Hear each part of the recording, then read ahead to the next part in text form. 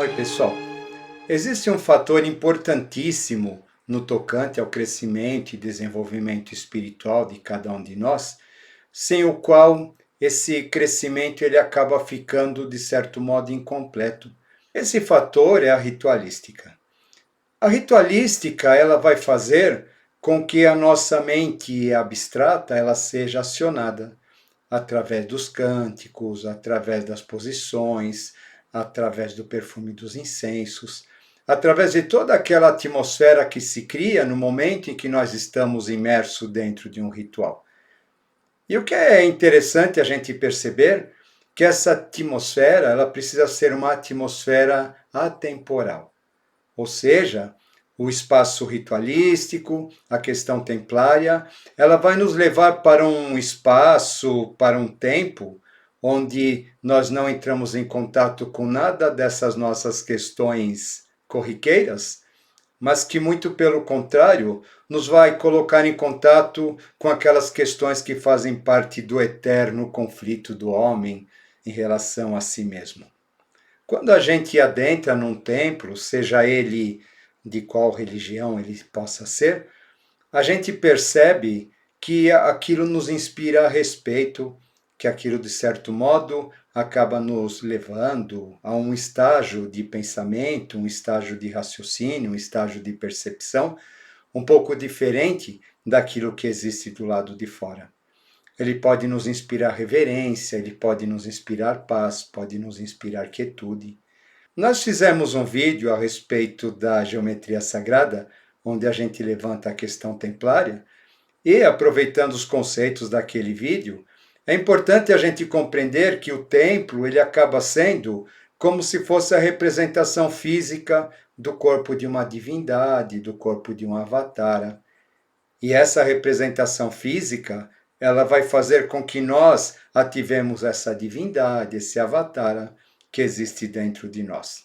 Porém, apenas estarmos imersos no ambiente templário, isso não significa que nós tenhamos condições de realizar um trabalho espiritual da forma mais adequada. Para isso, existem os ritos de todas as tradições, existem os ritos de todas as culturas, cuja finalidade é fazer com que nós tenhamos condições de termos acessos a determinados valores, a determinados conteúdos que possam nos ajudar a galgar degraus mais superiores no tocante aos estados de consciência e de ser individual.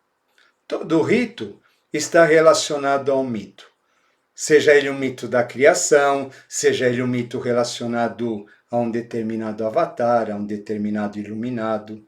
A gente olhando, por exemplo, a questão da missa da Igreja Católica, nós percebemos que ali, explicitamente, está sendo revivido o mito do Cristo através do significado da Santa Ceia.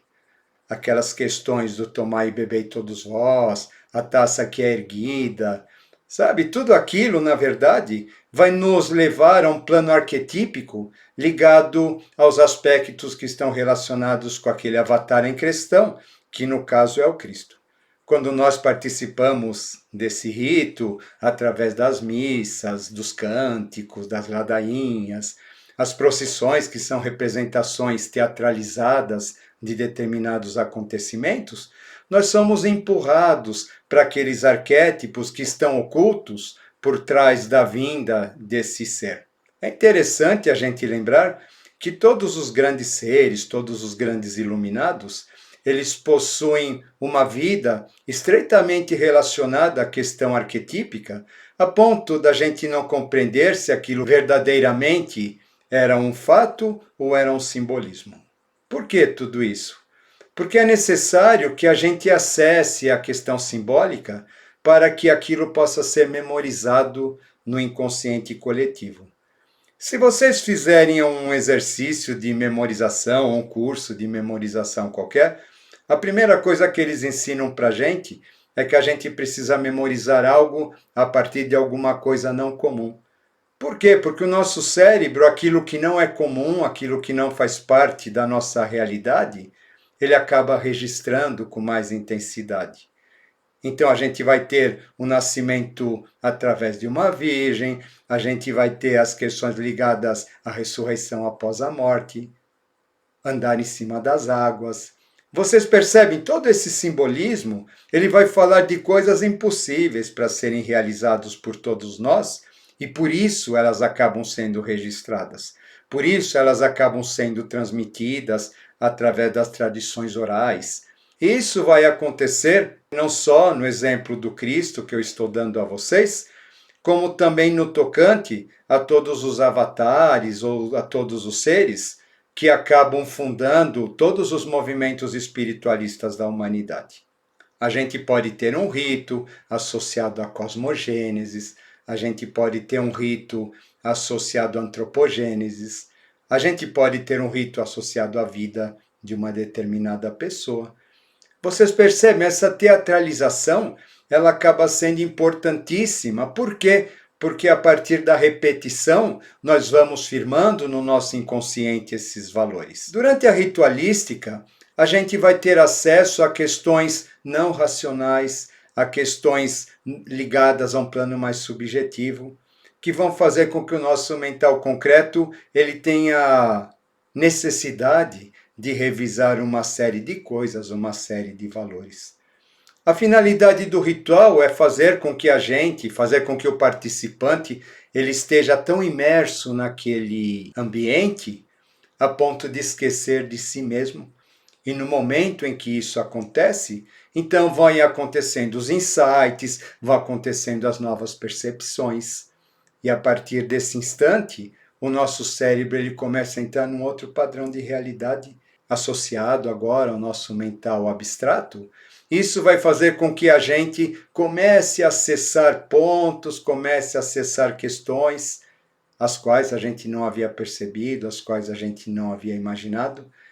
E a partir desse questionamento, lentamente, a nossa mente concreta ela vai sendo atritada, e conforme ela vai sendo atritada, nós vamos evoluindo devagarzinho no caminho espiritual. Primeiramente, vocês vão perceber que todos os templos de todas as religiões, eles vão ter uma forma bastante correspondente entre eles, já que o espaço ritualístico ele é composto a partir da ideia do quadrado e a partir da ideia do círculo.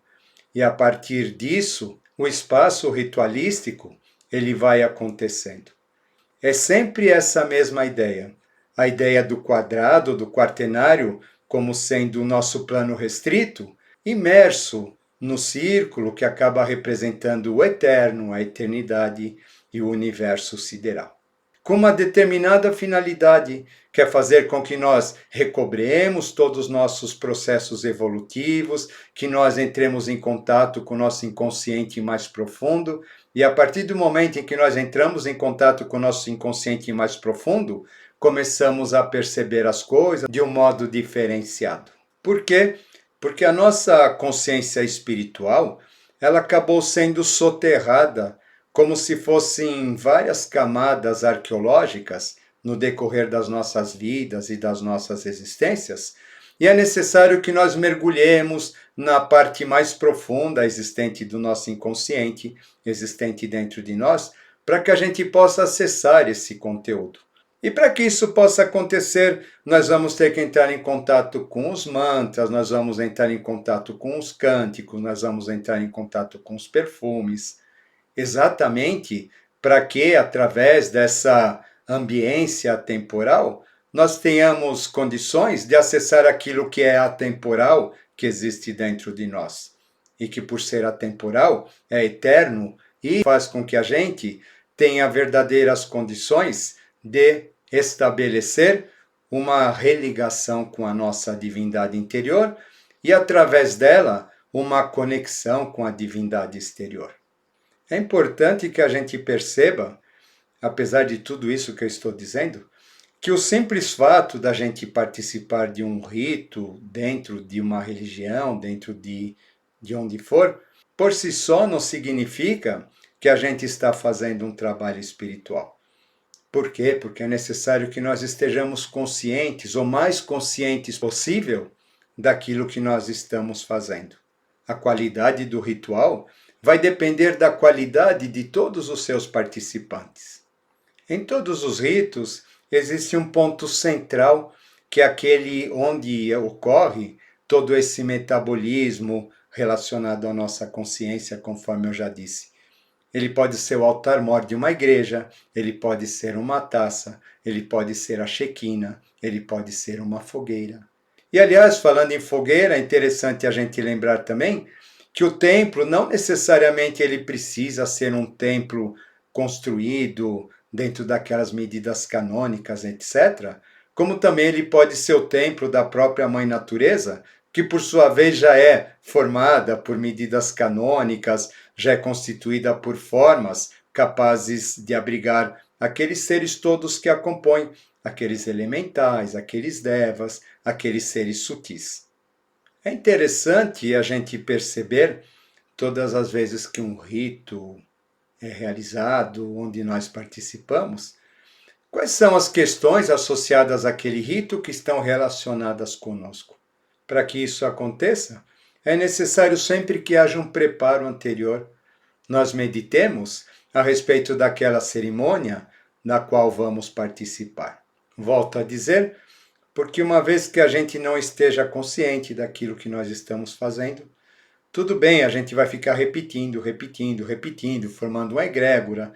Essa egrégora vai ter, de certo modo, alguma atividade ou influência sobre nós, porém não vai passar disso. O rito, quando ele não é feito de modo adequado, onde o participante ele não o faz isso de modo consciente, a gente precisa ter muito cuidado, que ele pode se converter em alguma coisa fanática. Quando a pessoa ela começa a imaginar que aquilo é a única tábua de salvação, então que a partir do momento em que ela estiver fazendo aquilo, ela tem a possibilidade de ascender aos céus, descer para a Garta ou coisas desse tipo.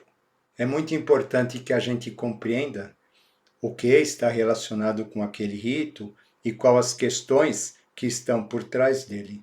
Na verdade, que nós compreendamos o mito que está por trás desse rito.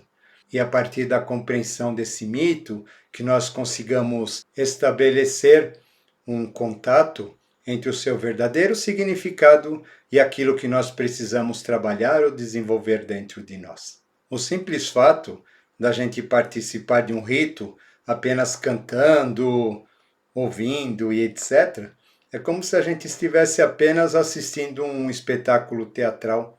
Uma outra questão diz respeito aos ritos individuais que nós fazemos, as nossas meditações, as nossas yogas. E é extremamente importante que elas sejam feitas no ambiente adequado para isso, no ambiente onde não haja mistura de outros tipos de atividades.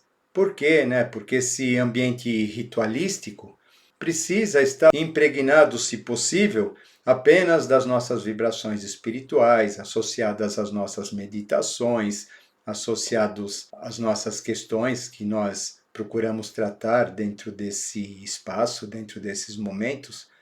Por quê? Porque, de certo modo, elas acabam ficando registradas na ambiência do local, e todas as vezes que a gente entra nesse local, a gente acaba captando essas vibrações, e isso daí vai proporcionar que a gente acabe sempre dando continuidade àquilo que nós anteriormente começamos. O que acaba sendo fundamental para que haja um progresso no nosso processo de desenvolvimento espiritual.